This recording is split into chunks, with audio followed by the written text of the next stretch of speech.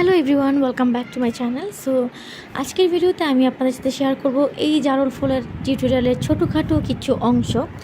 অনেক দিন যাবত এটার হচ্ছে যে টিউটোরিয়াল সবাই চাচ্ছিলেন যে করেছি কী কালার ইউজ করেছি এবং এরকম শেডস এসেছে।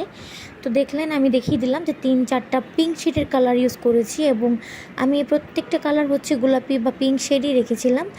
3 ধরনের টোন আমি হচ্ছে কালারগুলো মিক্স করে বানিয়ে নিয়েছিলাম। আপনারা চাইলে কিন্তু কিনেও নিতে পারেন, বাট একটুখানি স্পেসিফিকেশান চাইলে আপনাদের কালারগুলো হচ্ছে বানিয়ে নিতে হবে, ঠিক যেরকম আমি আপনাদের ভিডিওর প্রিভিয়াস পার্টে দেখালাম।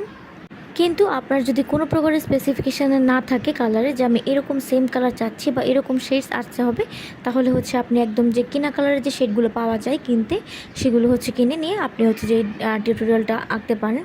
তো ফুল আঁকার যে ভিডিওটা, সেটা আমি আরেকটা নেক্সট পার্ট করেছি। আমি এখানে আপনাদের কালার কম্বিনেশনটা দেখিয়ে দিচ্ছি।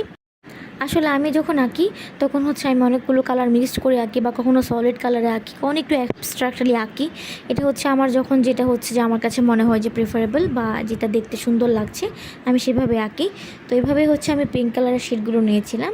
এখানে আমি মোট 5টা কালার ইউজ করেছি। তার মধ্যে ছিল হচ্ছে যে 3টা পিঙ্ক শেড এবং 2টা গ্রিন শেড। ওগুলোর মধ্যে হচ্ছে আমি একটু হেরফের করে গরমিল করে হচ্ছে যে কালারটা করেছি। করার পর হচ্ছে এটা আমার ফাইনাল লুক। এটা কোনো ফিল্টার না, ফিল্টার ছাড়া একদম সানলাইটে আমি হচ্ছে যে কিছু ক্লিপস নিয়েছিলাম।